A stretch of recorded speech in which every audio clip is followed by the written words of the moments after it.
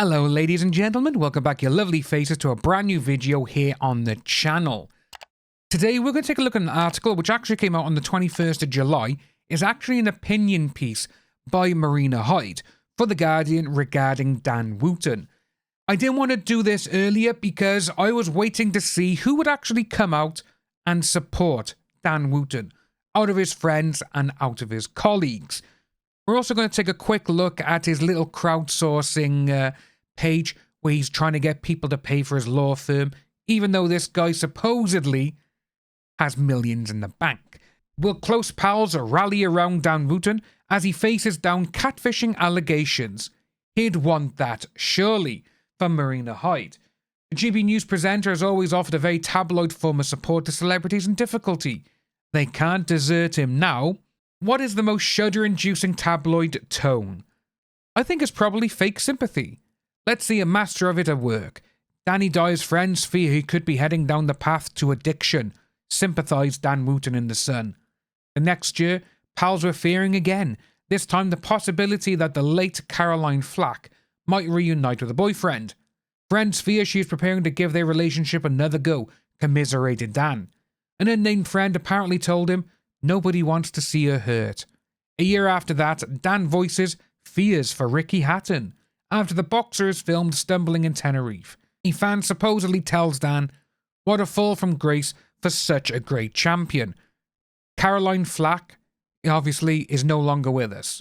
Dan Wootton splashed her everything, her problems, her mental health, you name it, all over the front pages of The Sun. It didn't do her any good. And sadly, she is no longer with us. Last year, Caroline Flack's ex-fiancé and ex-boyfriend, he was out there. He was trying to make people see exactly the type of person that Wootton is.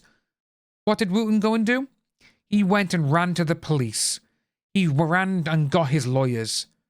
And the ex-fiancé was, let's just say he was sentenced to jail. Yeah. Again, he shouldn't have been threatening him. That just goes to show the difference between when Dan Wootton is dishing it out, but he can't take it. Not like the videos that he's supposedly accused of making, though. And so to this week's revelations after the Byline Times story alleged that Wootton offered current and former Sun colleagues large sum of money under a pseudonym in return for explicit material. And it says by here as well, The Guardian has spoken to 7 individuals who said they were contacted by Martin Branning. We've only heard of 6, which is what the Byline Times first put out. So obviously The Guardian has got one more, and we're probably going to see this week the final bit of evidence which proves that Dan Wootton is Martin Branning. That is actually coming out from the Byline Times. It could be today, it could be tomorrow, who knows. But they do go on to say about obviously that no one can actually establish the link between them. But you know, we're going to see what happens. Anyhow, pals fear the GB News presenter and Mail Online columnist could be on the brink of Carmageddon after a nutso opening monologue to show, on Tuesday night, which it was. That monologue, we've gone over it so many times on this channel that we're not going to, go over it again. But man, that guy, he's literally trying to get people to be like so sympathizing with him. Oh my God, they shouldn't be doing this to him. Sorry. Like I said, if you're eager enough to dish it, you should be able to take it. Literally. But when you can't do that, does go to show how much of a hypocrite that you are. And this is the part that I actually found quite funny because of the way she words it. Behold Wootton, a sideboard made of ham, with E-fit eyes, dropping quotable quotes so fast there was no way you could possibly digest the last one before the next one was being gnashed out through his veneers. I want to say it was like watching a washing machine play King Lear, but I think it's somehow even more ludicrous to say it was like watching Dan Wootton play Sincere. Still, let's go. Smear campaign by nefarious players, which is what we saw. He said, I should change, I've learned, can't you just accept that? And what does Marina say? No, I don't. I've seen your show and I can read your columns. Yeah, the amount of stuff and the amount of hurt that he put out into the world via his columns and his front page gossip and exclusives, it hurt quite a few people.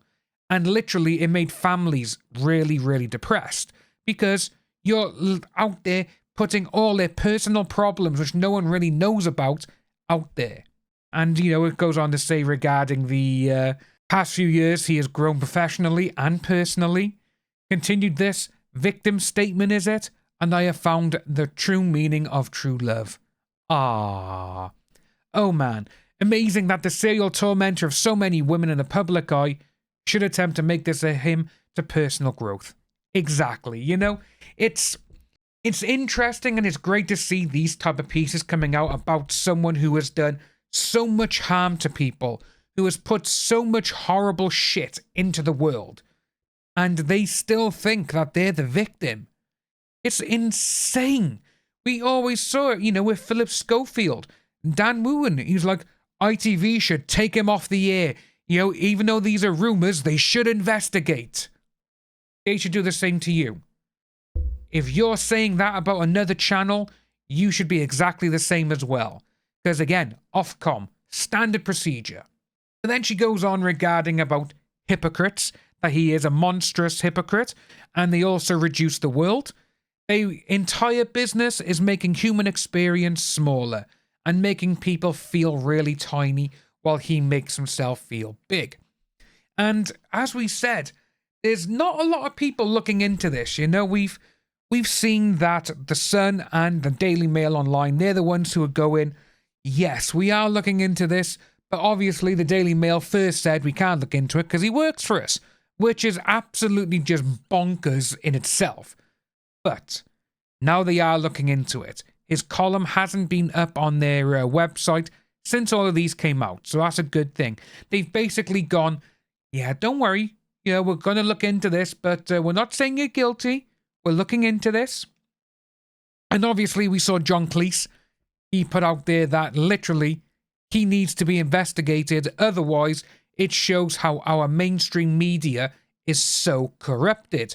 Which, if no one looks into this properly and say we get in the next few weeks, yeah, nothing's going to come of it. That just shows how corrupted it is. And Dan Wootton has something on someone, which more than likely he has.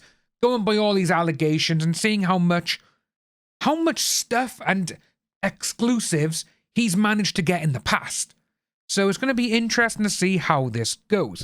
And obviously we have covered the John Cleese situation because John Cleese actually going to have a show on GB News. His own colleague is saying investigate him. But no, they're not. And we do have one part down by here, which again is regarding the Philip Schofield situation. A lot of threads to unravel, it must be said. The tabloids' disinclination. The tabloids to report on the story thus far means coverage is not coming as thick and fast as it did when, say, Dan was obsessively pursuing ITV over Philip Schofield's affair with a much younger colleague. Or indeed, when his GB News co-hosts were ranting round the clock about the BBC and Hugh Edwards, only for Wootton to react to news of Edwards' hospitalisation with a poll asking, is this a crisis that the BBC's making? Literally, But where's all his friends? Where's all his, all the colleagues, all the people who are supporting him? The ones who, as soon as Dan Wootton put this up on his Twitter, the ones who retweeted it. Again, there must have been only a handful of colleagues and actual friends of his. And look at it. It hasn't moved from 25% since last week. No one has added any money to it. So it's interesting to see that all his friends and all this, the ones he says, my friends, my family, my colleagues, we need your help. It hasn't moved. And it seems like no one is really helping him. Now, I do want to know who these, the people who actually done this, because again, £38,000 is a lot of money. And this guy is meant to be, he's meant to have a couple of million in the bank, somewhere, which wouldn't surprise me. Probably got that from The Sun because yesterday we found out that he was putting money in people's bank accounts and then they were giving the money back to Dan. Was he stealing from the Sun? Was he stealing from Murdoch? Who knows? But ladies and gents, let me know what you think of this down below. It's still a very ongoing story. We're going to see a lot more come out soon. And, you know, hit that notification bell, sub to the channel, leave a like, leave a dislike, let me know what you think of this down below, and I'll see you all soon.